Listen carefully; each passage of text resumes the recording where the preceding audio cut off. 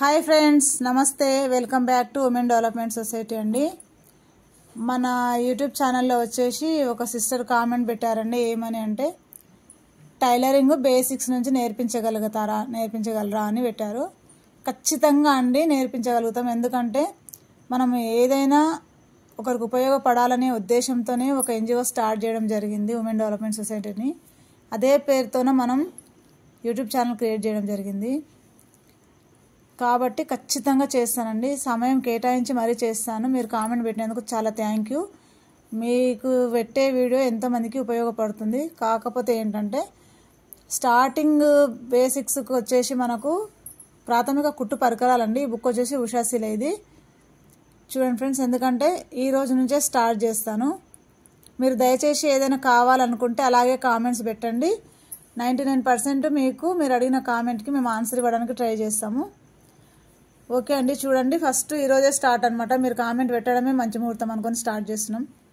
ఏం లేదు, hand needle అండి, అంటే చేతి తుర్ఫై ఉక్సు గుండి దానికోసము నీడిల్ అనమాట. ఇది వచ్చేసి మిషన్స్ అనమాట. మార్క్ వేసే ముద్ద అంటే చాకుమార్ అంటాం కదండి, మనకు అది కూడా కావాలి. Rubber mark తక్కువదే తుడుచుకోవడానికి.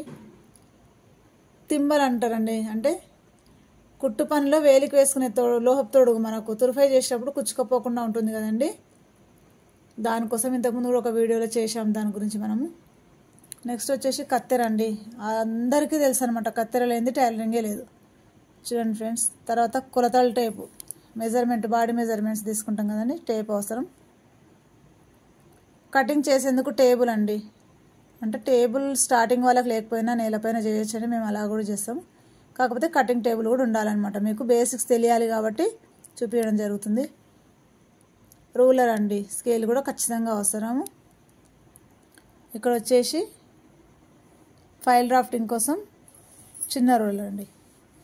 తర్వాత వచ్చేసి బ్రౌన్ పేపర్, ఎందుకంటే డైరెక్ట్ కటింగ్ చేసుకోలేరు కాబట్టి ఏదైనా ఫస్ట్ ప్రాక్టీస్కి బ్రౌన్ పేపర్ పైన చేసేసుకుంటారండి, అందుకనేసి బ్రౌన్ పేపర్ కావాలి మనకు. ఓకే ఫ్రెండ్స్, చేతితో నడిపి కుట్టు మిషన్ అంటే ఈ మిషన్స్ ఇప్పుడు లేవు మనకు. ఇది వచ్చేసి